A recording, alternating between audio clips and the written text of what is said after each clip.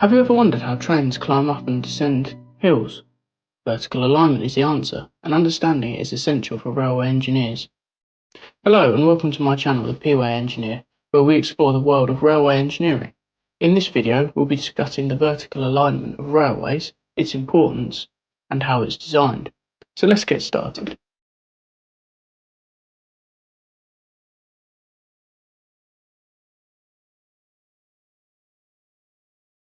Railway vertical alignment refers to the vertical profile of the track along its route. What the track is doing in the y-axis is another way of thinking about it.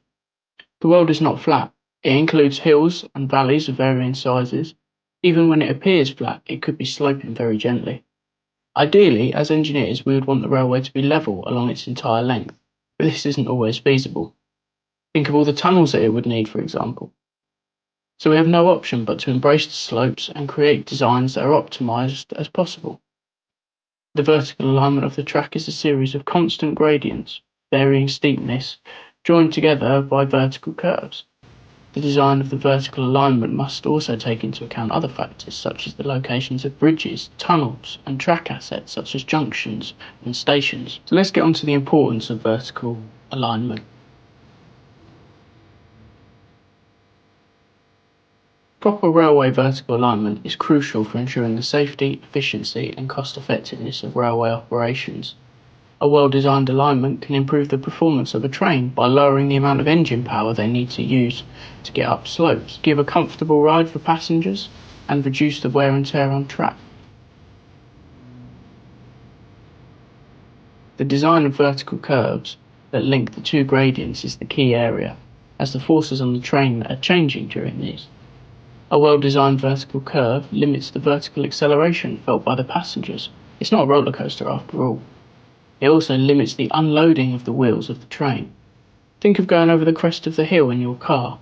If you're going fast enough, you feel like you're weightless or lose your stomach. This is because of the change in vertical acceleration. When this happens to a train, the train suspension fully extends momentarily, and then the load crashes back down onto the suspension. This can lead to damage to the track as well as the train itself. Vertical alignment can also influence the relationship between the train and adjacent structures. It can reduce the clearances to bridges, or the distance passengers have to step up or down from a train to a platform. So how is railway vertical alignment designed? First, let's take a closer look at the two constituent parts of vertical alignment, constant grades and the vertical curves we mentioned earlier. Constant gradients are, as the name suggests, straight sections with a constant slope. The slope or gradient can be expressed in two ways, either as a ratio or a percentage. Finding the gradient is simple when we think of it as a right-angled triangle. To obtain the gradient as a ratio, we divide the length by the height. To obtain the percentage value, we do the opposite, by dividing the height by the length and then multiplying by 100. This gives us the percentage. Gradients can be expressed as positive or negative, indicating whether the slope is rising or falling. In the UK, gradients are typically read from left to right. If the gradient is lower on the left-hand side of the design, it is considered positive as it is rising. This convention ties in with the placement of lower mileage on the left-hand side of a design. To connect these continuous grades, vertical curves are used.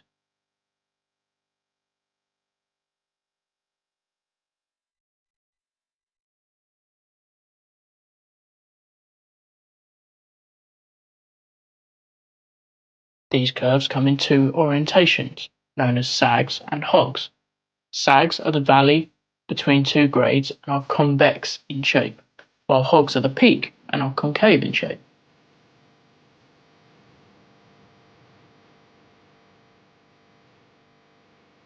As discussed earlier in the video, changes in gravitational acceleration are the main concern when designing vertical curves.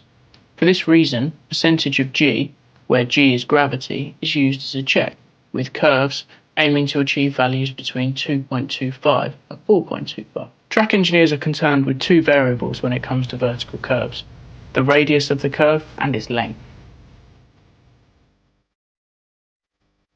The length of the curve is the distance between the intersection points, IPs, where the curve links to the end of the gradients.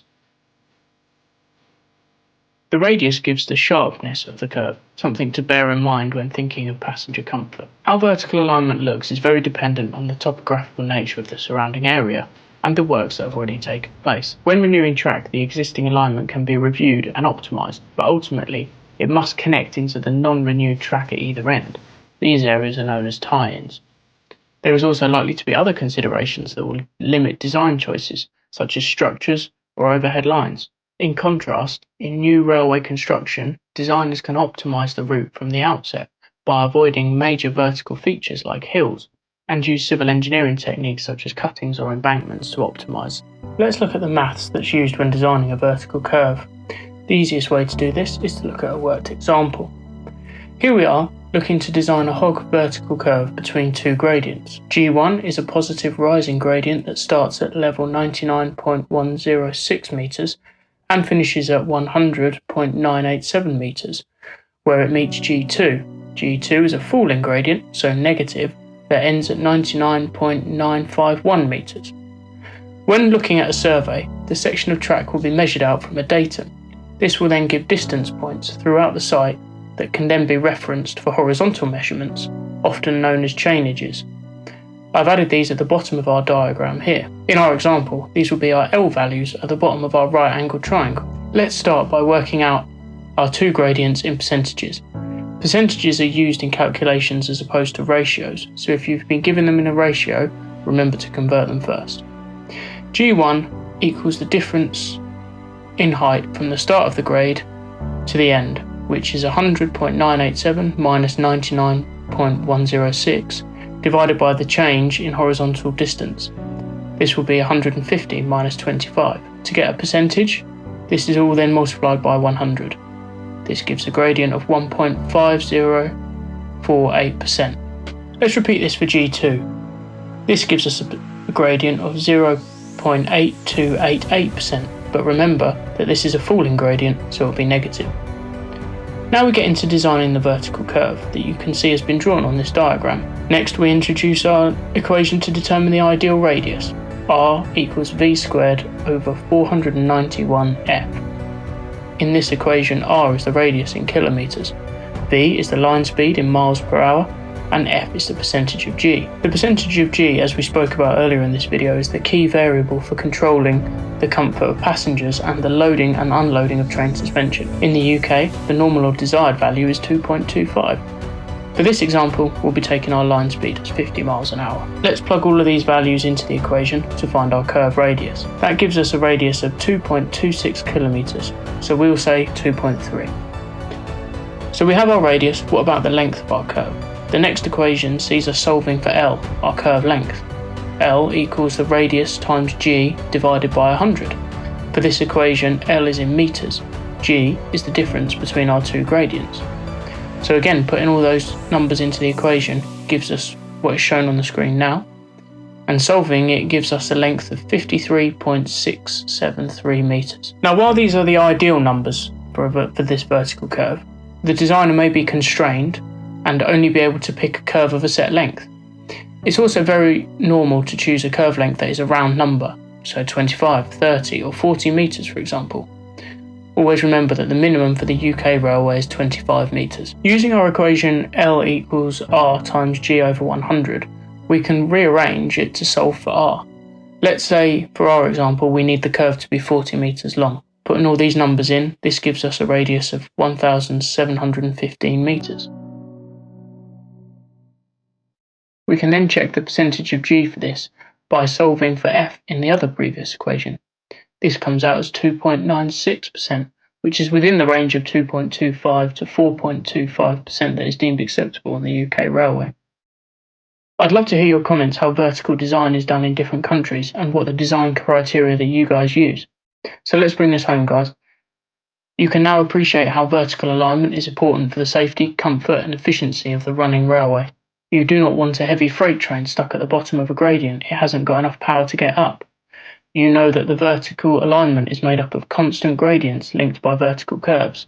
And finally, you can use the formulas we've shown today to design a vertical curve for yourself. Thank you for watching this video. I hope you found it informative and useful. Please like and share it with others. Any questions you do have, please do not hesitate to drop them into the comments, and don't forget to subscribe to my channel for more informative videos on the railway.